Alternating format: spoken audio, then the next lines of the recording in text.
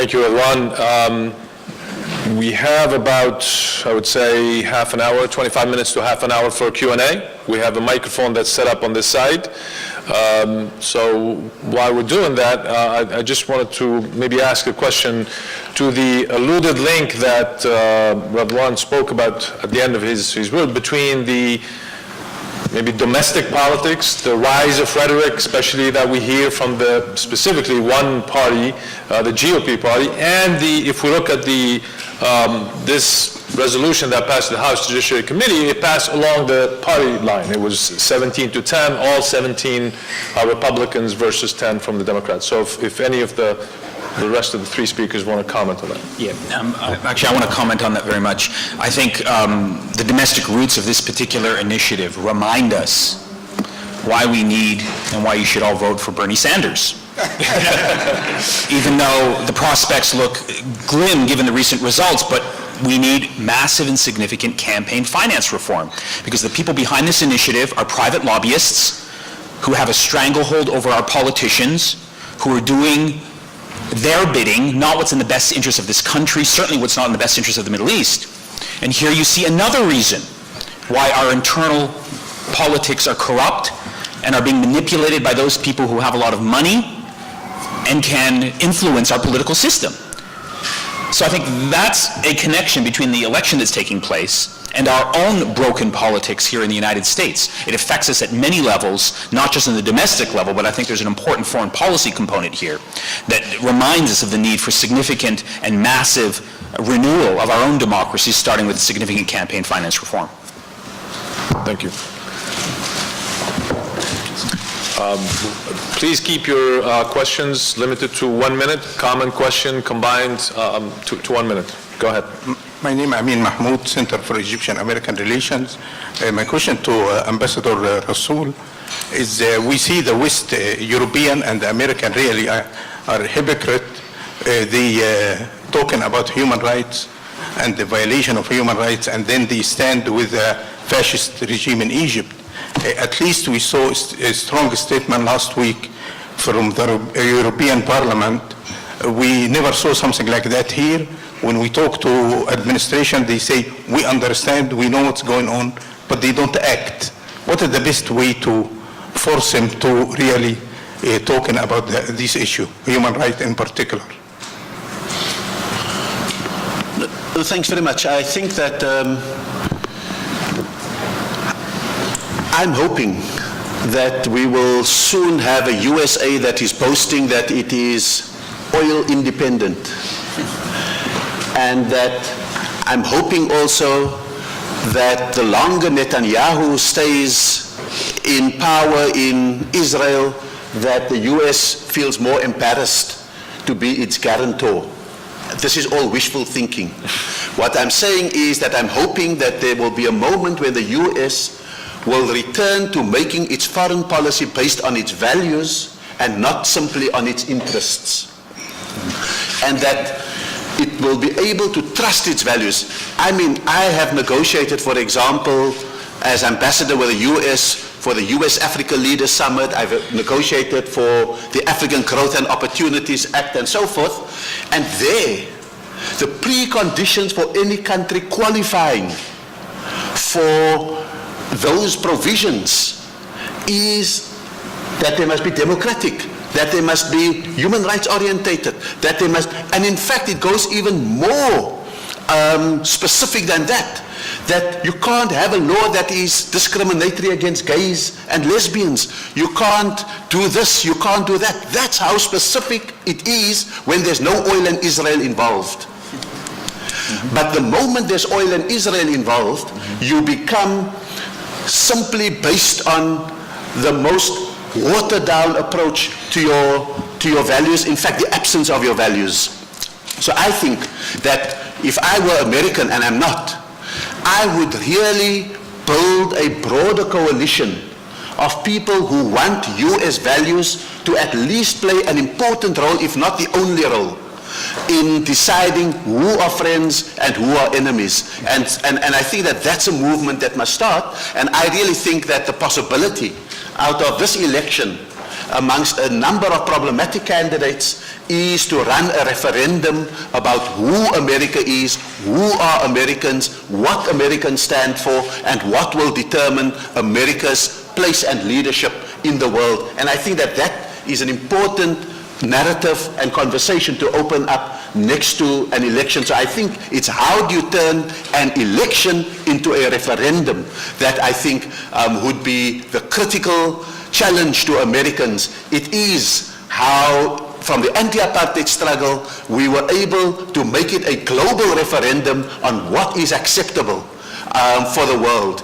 Can they stand by and watch dictators in South Africa do what they do, etc., until we had a moment of courage in Congress and Senate when they even overturned Ronald Reagan's veto that supported the apartheid regime.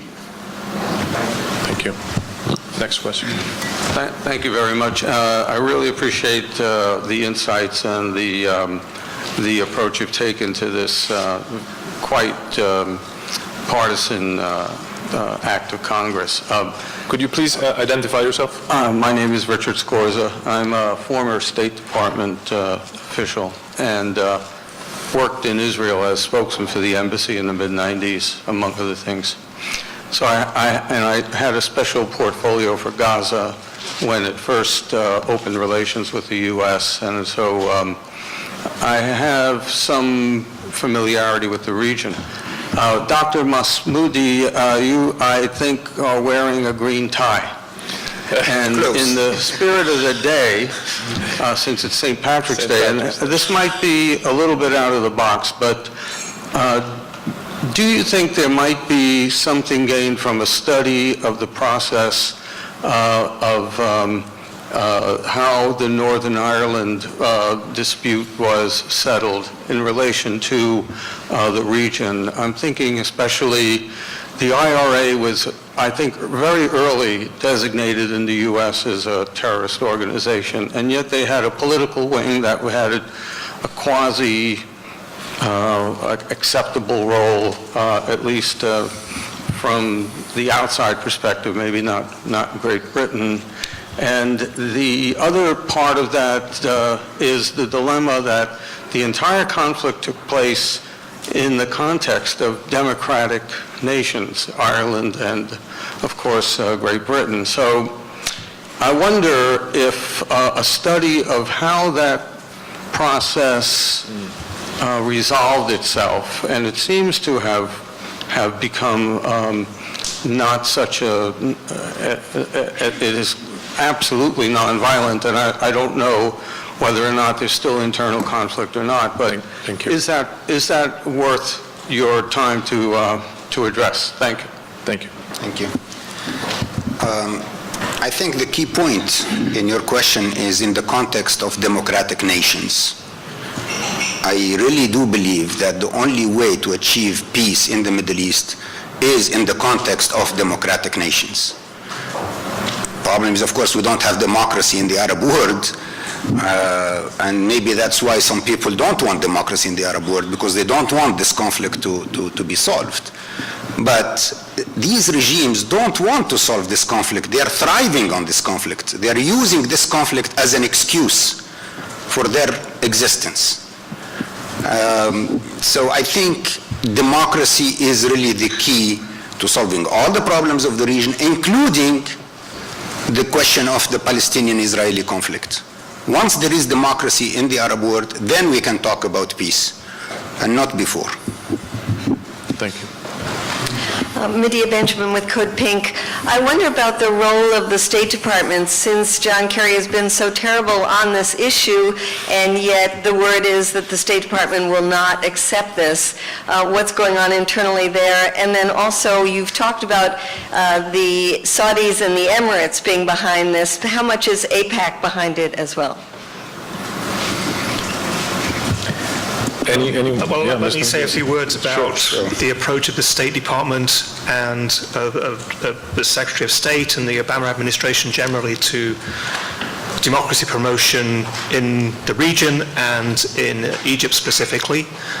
We have been very critical for a number of years, but particularly after the coup in July 2013, of the attitude taken by the Obama administration, which has been, at best, mixed messaging, and at worst, condoning the abuses by the Sisi regime. On a number of occasions, and including quite recently, Secretary Kerry speaks of Egypt in terms of a transition to democracy that is underway. This is just simply misleading. And that kind of rhetoric and terminology, I think, underlies a flawed policy. The Sisi regime is not stable. It is producing instability and violence within Egypt, and it's exporting instability throughout the rest of the region. And this does not serve US interests. It's vital, I think, that the US government speaks clearly about violations that are occurring at an unprecedented level in one of its key allies in Egypt. And in doing so, it will have an argument with the Egyptian government. But it's an argument that's necessary to have because the direction that Egypt is going is devastating for the region and devastating for US interests. Thank you. Yes, Carrie Pickett with the Daily Caller. Now, the U.S. has previously designated elements of the Muslim Brotherhood as foreign terrorist organizations, including the terrorist group Hamas, which self-identifies as one of the wings of the Muslim Brotherhood in Palestine, which was designated as a foreign terrorist organization by Bill Clinton in 1995 by executive order, and by Madeleine Albright in 1997 under the Immigration and Nationality Act. We also saw the Kuwaiti Muslim Brotherhood's Islamic Call Committee, which was designated as a foreign terrorist organization by George W. Bush in September of 2001. So all of this being said, do you deny that elements of the Muslim Brotherhood engage in terrorism and support terrorism? No, I said as much in my remarks. What about Bill Clinton, Madeleine Albright, George W. Bush, all of those particular designations, and yet you are... I'm agreeing with you. Okay, so are you saying then that the Muslim Brotherhood is engaging in terrorism? No. The emphasis is on nuance and complexity, as I think... Regardless of the designations previously? Let me try to clarify. The Muslim Brotherhood is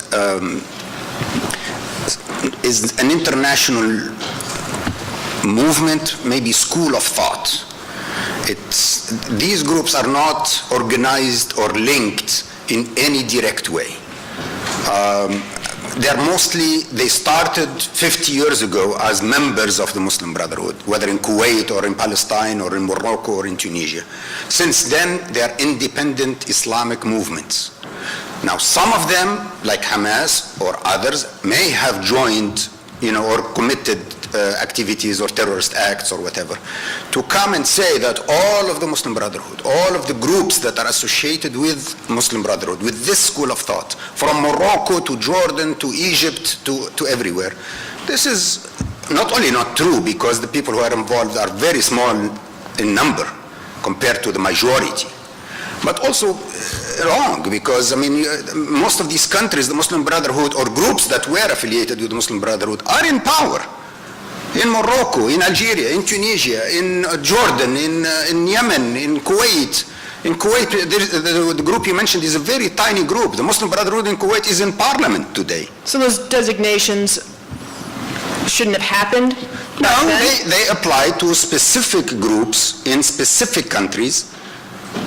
Even in those countries, you'll find more than one group that was affiliated with the Muslim Brotherhood before, not just one group. You'll find many. So the danger here is, if we talk about Egypt only, let's forget about the other countries. In Egypt, the Muslim Brotherhood has official position up to now is against violence. It's clear, you can read it in all their statements. Their official position, they never advocated violence, they never encouraged their members to use violence. In fact, they always condemned violence. Now, it's possible that some of their members, especially younger members and younger generations, and especially after the coup, were involved in activities or terrorist activities or violence or whatever. To come and say all of the Muslim Brotherhood is responsible for the activity, which by the way has hundreds of thousands of members, because of the activity of 1 or 2 or 10 or whatever people, this is ridiculous. This is the main party in Egypt. It has always been and will remain the main party in Egypt.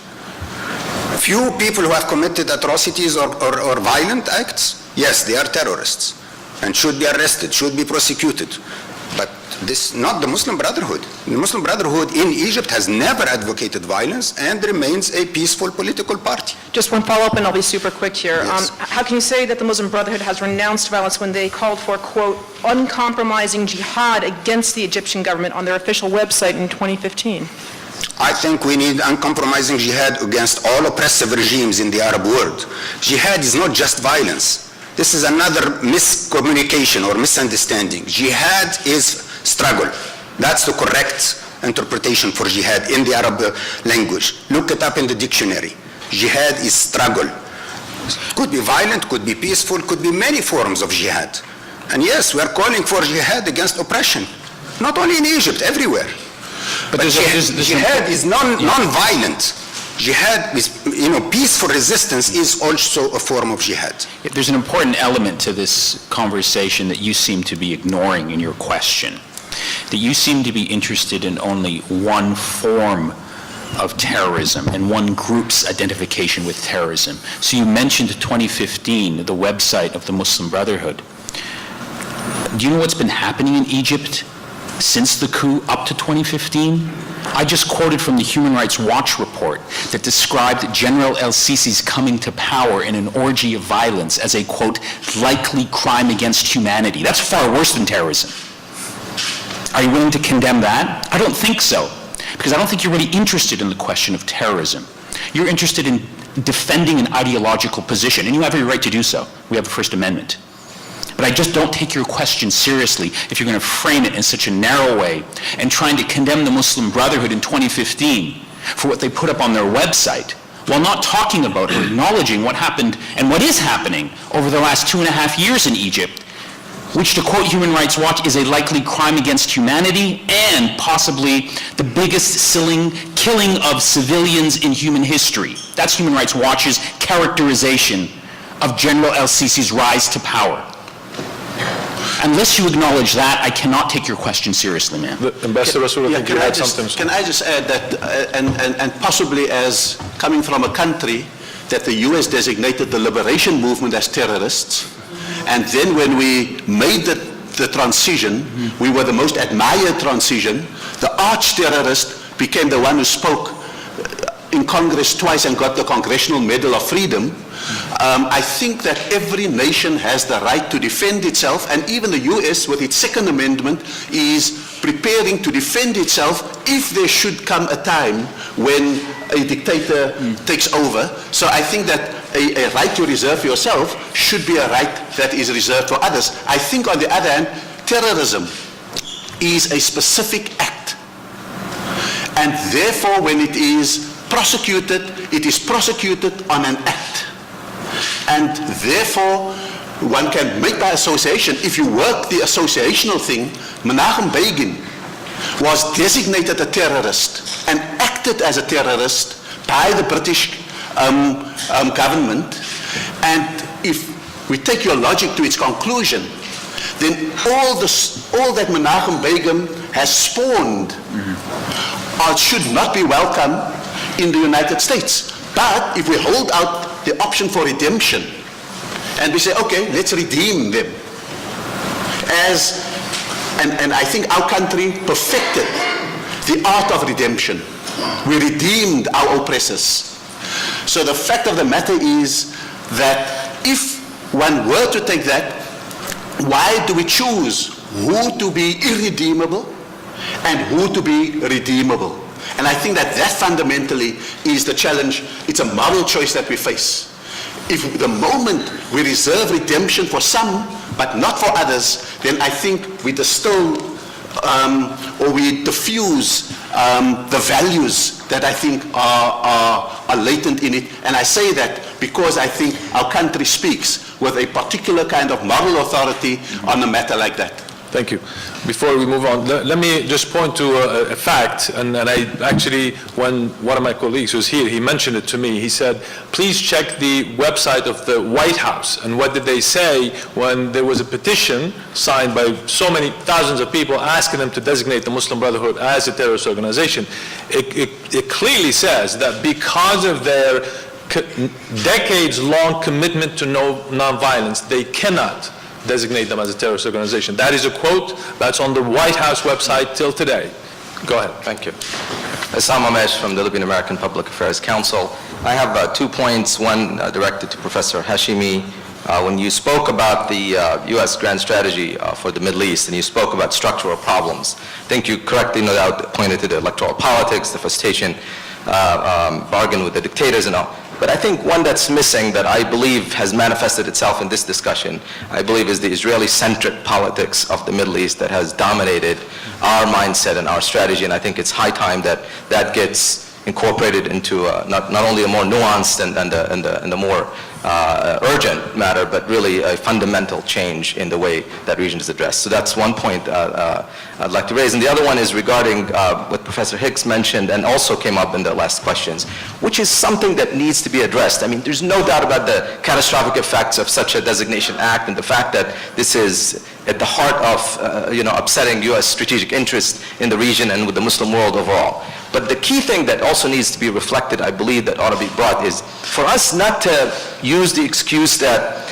just because they are participants in nonviolent electoral politics, that we deem them decent human beings, that we can deal with them. The fact is that if we were to look at the ideas and the history and the events of history from 1928, or the 2028, when they started all the way through the repressive regimes of Abdel Nasser and through the repressive regimes of Egypt and the current oppression that they're undergoing, and this is throughout the Muslim world. The fact is that their discourse has always been nonviolent. The fact is that violence was born only out of circumstance that, if reviewed historically and looked upon in context that can make sense or arguably can make parallels in other events in history. And I would even voice the fact that even our designation of Hamas as a terrorist organization, if we were to reflect upon it from a political and from a national strategic standpoint, I stand by it because it's the law of the land, but the fact is that it is a very big mistake.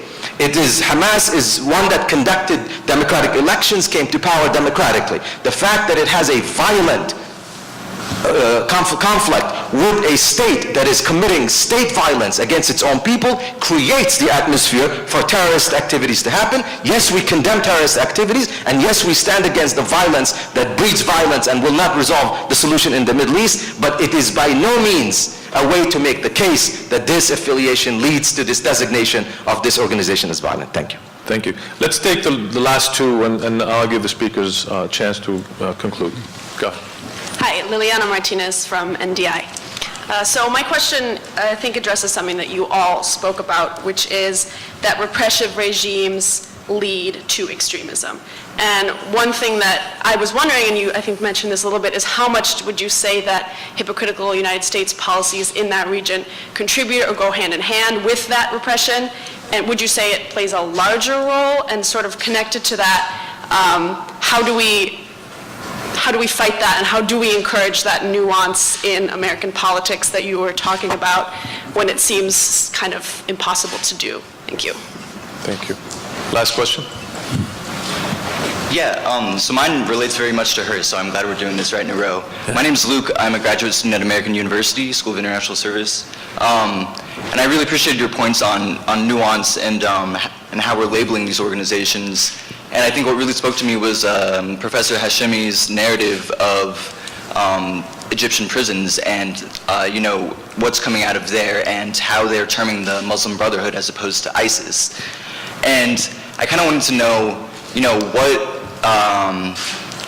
what processes are taking place to develop a narrative to pull the Muslim Brotherhood away from that extreme, I guess, so that they're not seen as, associated with ISIS or these more extremist organizations. Thank you. Thank you. We'll go from Ambassador Rasool down and take your pick to answer any of those points and make your concluding remark at the same time. Thank you. Look, I think that when you're the only superpower in the world, you have a super responsibility for even-handedness and for problem solving and for conflict resolution. That is why we are all making this point in the US. If this was made in France or if this was made somewhere else, this would not be important. But we are making it in the ear of the superpower. So I think that that's why it's such a big responsibility for Americans to turn an election into a referendum. The second point I want to make is that when you enable a dictator by restoring 1.3 billion military aid and send them the F-16s and give them moral cover, then I think that you share a degree of complicity. I think, thirdly, there needs to be an intellectual reimagination of US policy. I think the Huntington paradigm of the politics of order has served its purpose through the Cold War. It can't be helicoptered in to the complexity of today. I mean, famously, Huntington said that the degree of power is more important than the form of power. And he went on to explain it is not how democratic they are, it is how strong they are. And so I think that that has continued to inform the way in which, and we need groups like the NDI and so forth to rethink the fundamentals of US foreign policy that may have been sexy during the Cold War, but I think now, because in the Cold War we were expecting violence and reaction from state actors. In an era of non-state actors, of informal brutality that can be visited on it, we need far more nuance in the way in which, and we've got to trust democracy. We've got to trust human rights, and we've got to trust the rule of law to present the stability, maybe not in the 1 year that we gave to Morsi, maybe not in the 2 years that we gave to Allende, not in the, but to give it enough time for as long as we can recognize some traits of democracy. I don't believe that Morsi fully understood what it meant to be inclusive, but I don't think that he was acting outside of a democratic mandate that he received. I don't believe that Morsi has a paradigm of equality, for example, for women, but he was acting at the very least out of a paradigm of kindness. I don't think he understood fully the interfaith dimensions of the Coptic Church, but I think that he was operating from a paradigm of Ahlul Kitab, people of the book. And so that's work that I think was work in progress, because we are trying to nurture something that was not absent from the Muslim world, but that was denied to the Muslim world. You can't feed them on a staple of dictatorship and then they win an election in Palestine, they win an election in Algeria, they win an election in Egypt, and then you condemn them within a few months for not understanding democracy fully. I think we've got to be able to have strategic patience as we nurture this towards a democratic ideal. Having spoken too much, I must leave immediately. Thank you very much, because I have a Silver Spring meeting to go to. Thank you very much. Thank you. Thank you. Very quickly, yes, there is an Israeli-centric bias in the debate here on U.S. policy toward the Middle East. It's a big problem. This speaks to Medea's question, to what extent has AIPAC been behind this legislation? I have no proof. I suspect they're deeply sympathetic to it. We do know from the Arab Spring revolts that it was widely reported that Netanyahu was on the phone repeatedly with Obama, saying, don't throw Mubarak under the bus. They were unhappy by the transition to democracy. So there is a deep bias, it's a problem, and it needs to be fixed. With respect to the question from the NDI, the question with respect to how can we talk with nuance about U.S. policy in the region and this link between violence and extremism, there's no way you can talk about it. The U.S. is guilty in the eyes of most people in the region who see what the predictable consequences of U.S. policy is. It can't be defended anymore. Just for how long are you going to rhetorically talk about democracy and human rights when you continue to practice the antithesis of those values in terms of your policy toward the region? Now, there was a shift, there was a hope during the Arab Spring. Obama gave several great speeches, but as soon as the going got tough, he gave up on it. And so now it's incredibly difficult to defend U.S. policy when people are intelligent. They're not stupid. They can see what the predictable consequences of U.S. policy is in the region and the backing of dictatorships. And then people turn on the TV and they see there's a presidential debate. And the range of the debate among the presidential candidates is Ted Cruz claiming that General el-Sisi is the only moderate Muslim and we need to support him on the Republican right. And then on the Democratic left, Bernie Sanders saying the only hero in the Middle East is King Abdullah of Jordan. That's the range of the debate. And you expect people there who are educated to take this seriously and not be upset at the United States? And the last point is related to this question, the student from the American University, I don't know where he is, there he is. How can we peel the Muslim Brotherhood supporters in Egyptian prisons away from radical extremism? I think the answer is you can't. People are living in a particular context. And the context is that after the coup d'etat and after the massacres and after the ongoing human rights violations which continue till this day, the Secretary of State of this country continues to sing the praises of some sort of democratic transition that's taking place in Egypt, and then he meets with General el-Sisi, and he's quoted as saying that he was impressed by General el-Sisi's commitment to human rights. That fosters radicalism. People are not stupid. They can see the connection. So there is no way you can peel people away from radicalism when the social and political conditions and the foreign policy of one of the great powers is doing everything to push people in a radical direction. So there is no simple answer. We're going to be dealing with the consequences of these failed policies for many years to come. That's why I came to Washington, to go on public record. These policies are going to have consequences. And your generation and successive generations, unfortunately, are going to have to deal with the blowback that's going to come from this narrow-minded foreign policy making that is dragging this region into the abyss. Thank you. Thank you. Allow me to just push back a bit on this idea of the Israeli-centric nature of US Middle East policy. I think particularly within the context of the Arab Spring, one of the nice things about the Arab Spring was I think that suddenly Middle East policy discussions became much less Israeli-centric, and there was a lot more debate about how to deal with transitions and upheavals that were taking place within Arab societies and that were the business of those countries and were being dealt with by people within those countries. There was agency to the people of all of those Arab states. And just anecdotally, at that time in 2011 and 2012, our organization by no means has close relationships with AIPAC, and we don't regard AIPAC as being great friends of human rights and democracy in the region. But we had several meetings in those months when they were interested in what was happening in Egypt, our perception of what was happening in Egypt, and I don't think they were sort of hardly set against any kind of democratic transition in Egypt as long as it wasn't going to be harmful to Israel.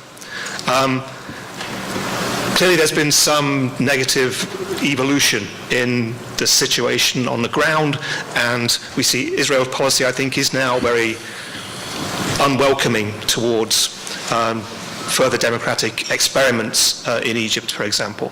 But that wasn't always the case, and I still do believe that the agency of the people within the countries is the primary factor, and we should bear that in mind. And then just a quick second point I want to make.